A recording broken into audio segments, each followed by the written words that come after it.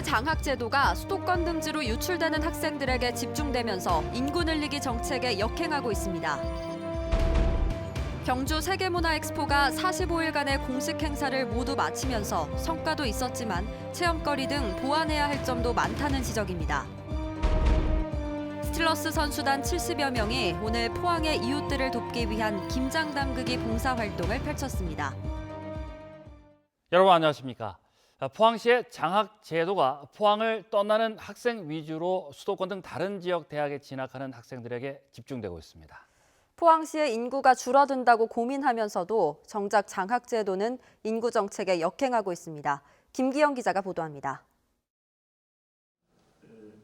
포항시 장학회는 올해 지역 출신 대학생 357명에게 6억 원 가까운 장학금을 지급했습니다. 장학생 중 포항대와 설린대, 한동대, 인근 위덕대 등 지역 학생은 24%인 86명뿐이고 나머지 271명은 수도권 등 타지로 진학한 학생들입니다. 또 2014년부터 79억 원을 들여 서울 동대문구에 150명이 생활할 수 있는 재경학사를 운영하고 있습니다.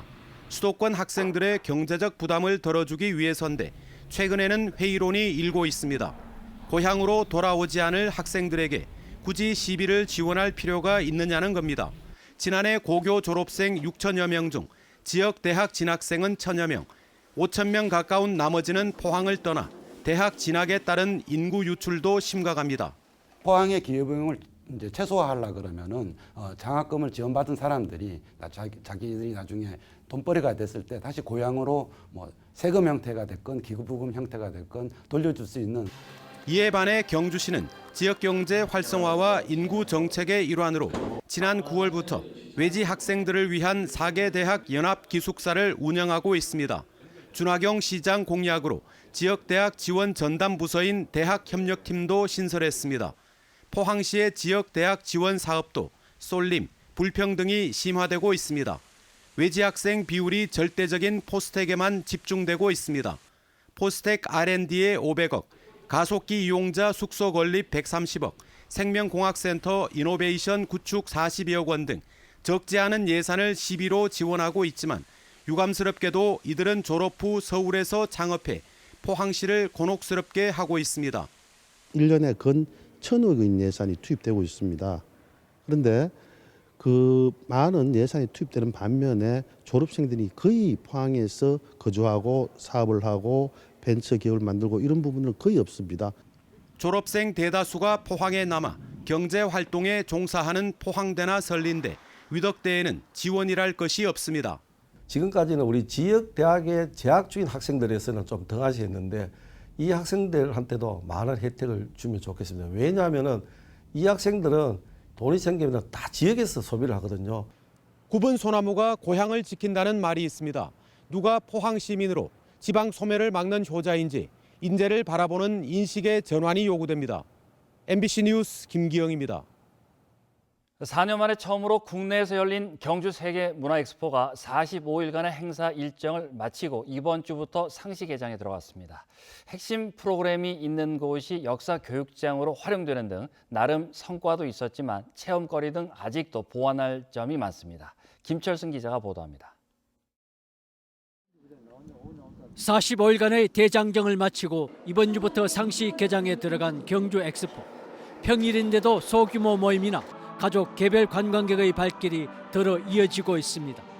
전체적인 영상을 보니까 그 당시에 어마어마했다 하는 걸 좀 느꼈습니다.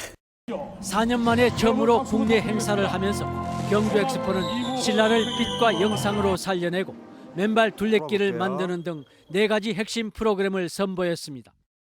경주에 있는 세계 유산들을 이제 빛이나 영상으로 그렇게 표현한 것들이 너무 감명 깊었고 너무 좋았습니다.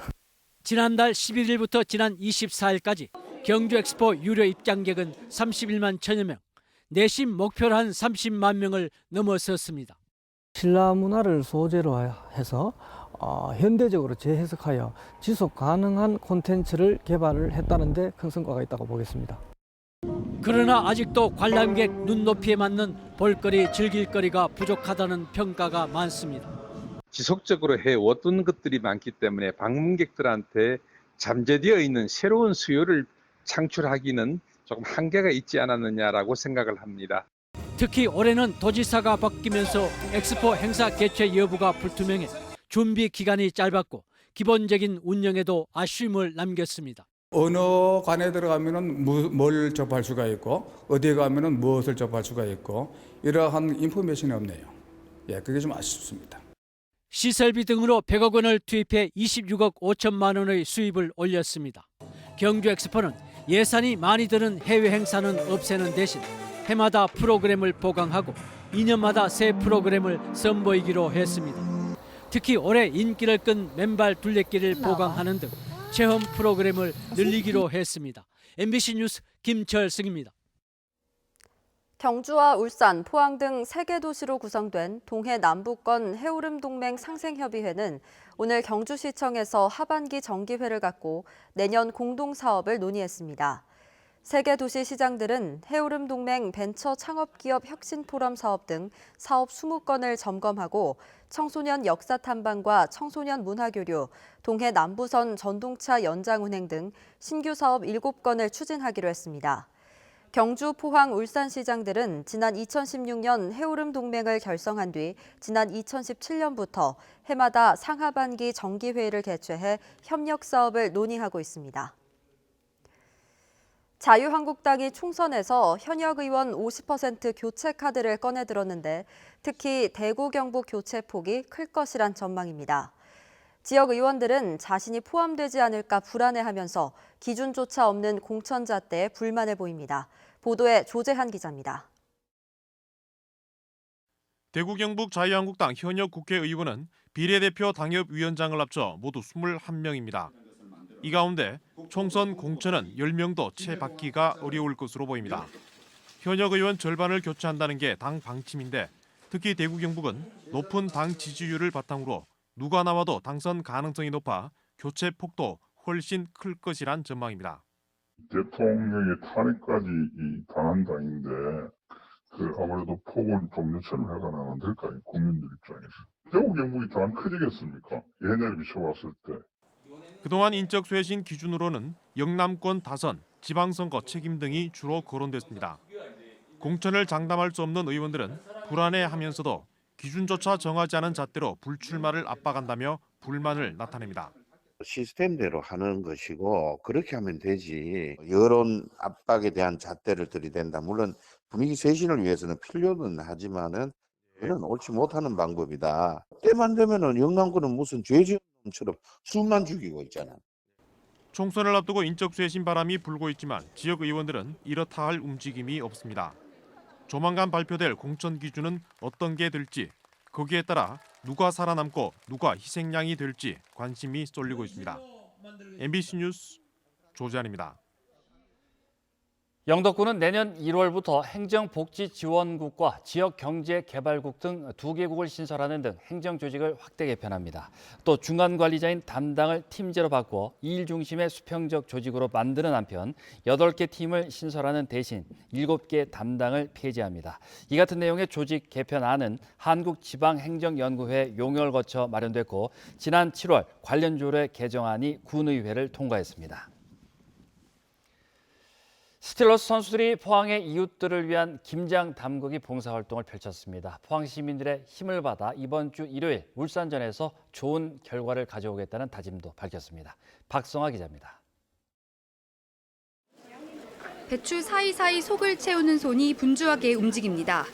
먹음직스럽게 속이 가득 찬 김치를 비닐봉지로 옮겨 담습니다. 스틸러스 선수단 70명은 오늘 하루 이웃들을 위한 김장김치 담그기에 나섰습니다.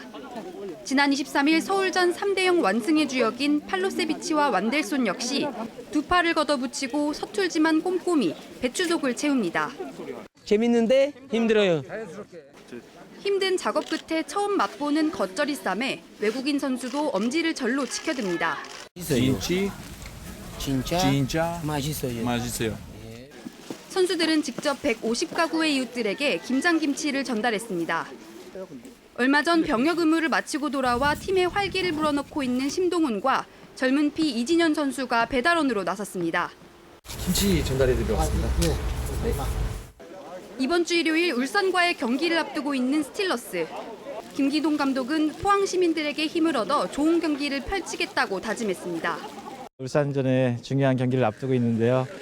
선수들이 휴식을 취할 수 있는 상황인데도 불구하고 지역 주민들과 이렇게 나눔 행사를 통해서 선수들이 또 우리 시민들의 그런 힘을 받고 추운 날씨에도 김치를 통한 선수들과 시민들의 교감으로 따뜻한 하루였습니다. MBC 뉴스 박성아입니다. 울릉군은 울릉포항 간 대형 여객선 유치와 관련해 읍면을 돌며 주민들에게 추진 상황을 설명하고 의견을 들었습니다.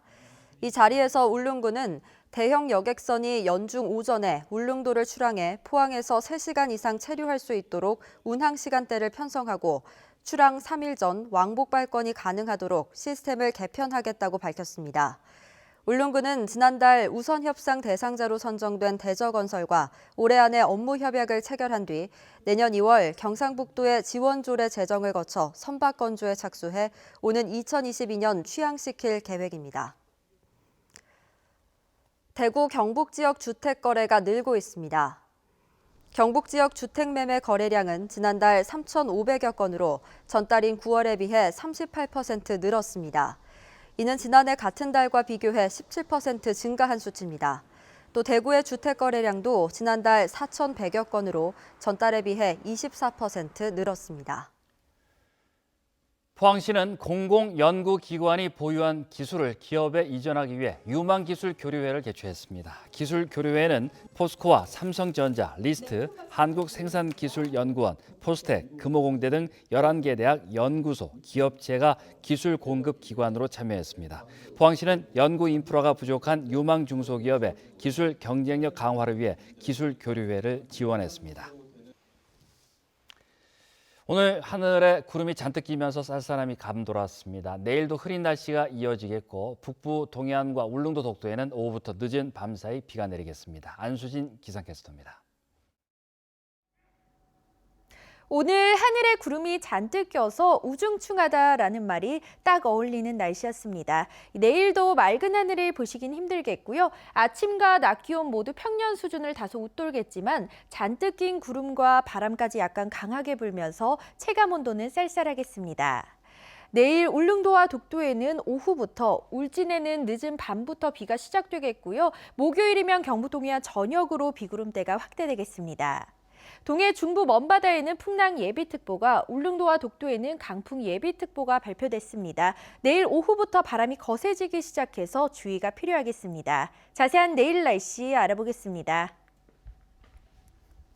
내일 하늘에 구름이 가득하겠습니다. 아침 기온 3도에서 7도, 낮 기온은 13도에서 14도입니다. 울릉도와 독도의 하늘 표정 흐리다가 오후부터 곳곳에 빗방울이 떨어지겠습니다. 아침 기온 울릉도 7도, 독도 10도, 낮 기온은 울릉도와 독도 12도입니다. 동해상으로도 흐린 하늘을 보이겠고요. 오후부터는 비가 내리겠습니다. 바다의 물결 동해 중부 해상에서 최고 4m, 동해 남부 해상에서 최고 3m까지 일겠습니다. 목요일에는 경북 동해안 전역에 비가 내리겠고요. 일요일에도 한 차례 비 소식이 들어 있습니다. 날씨였습니다.